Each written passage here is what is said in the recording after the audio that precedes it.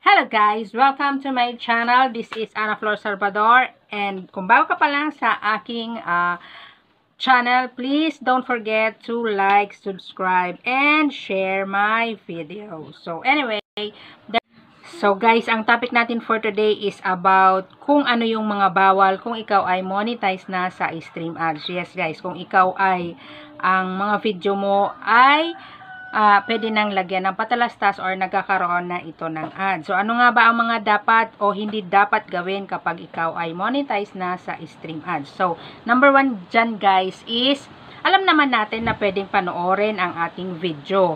Well, once lang yan, once na na-upload natin siya, pwede natin siyang i-review.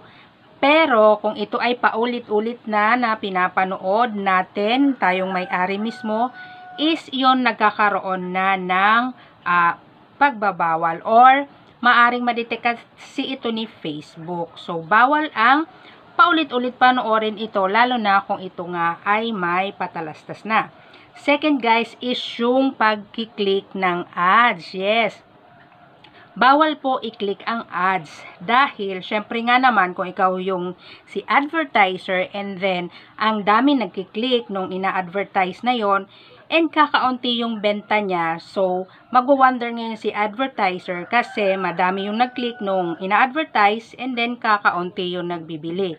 So yan ay big no-no ang pag-click kasi nga naman magkakandak si Facebook ng investigation regarding the clicking the ads kung bakit madaming nagki-click and then kakaunti nga yung benta.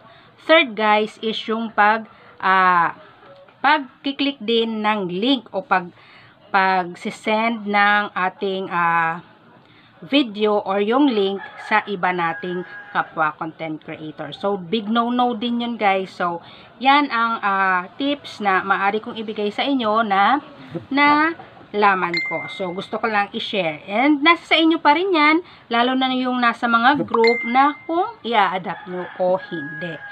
So, yan lang ang aking munting information for today's video. So, yung hindi pa nakakapag-subscribe sa aking social media account guys, nandyan sa aking screen, please subscribe and follow.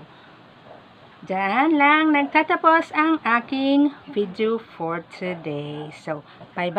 Mwah!